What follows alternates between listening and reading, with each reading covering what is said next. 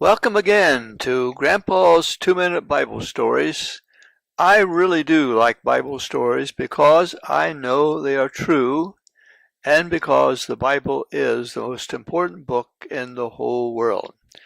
Today is the third and last part of the story of a prayer answered by fire. And here's a question I will ask at the end of the story so you can be thinking about it. Why did Elijah ask God to send fire to consume the sacrifice he had set up? Why? And I think he had a very good reason for doing so. And now, are you ready for part 3 of the story of a prayer answered by fire? Here we go. Elijah prayed a short prayer, asking God to send fire to consume the sacrifice, so the people would know for sure that the Lord was the true God. And that's something important to remember. The reason, so the people would know for sure that the Lord was the true God. Well, it happened. The fire of the Lord fell and consumed the sacrifice, the wood, the stones, and the dust, and licked up the water that was in the trench. Wow.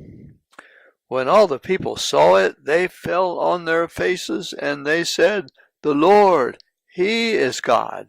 The Lord, He is God." Elijah also called for the false prophets of Baal to be destroyed, and they would not again be able to lead God's people astray. Elijah then shared some very good news with King Ahab.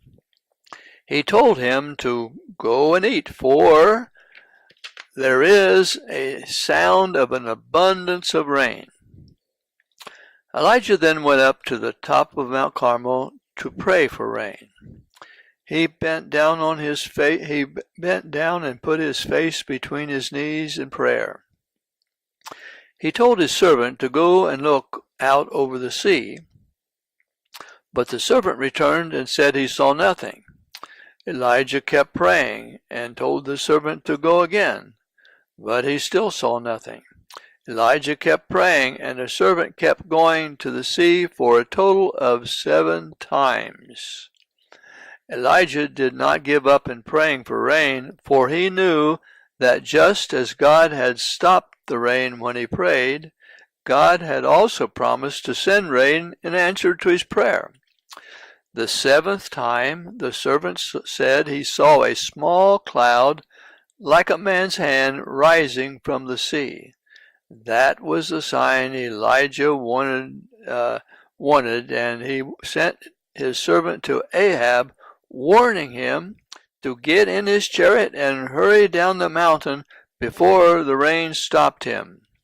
The Bible says that the heaven was black with clouds and wind, and there was a great rain.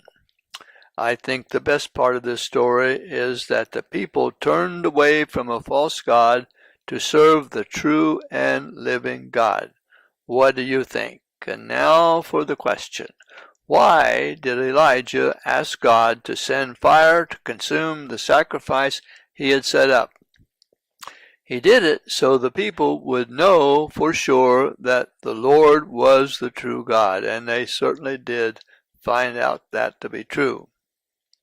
Thanks for joining us today, and as always, this Grandpa will be looking forward to seeing you the next time.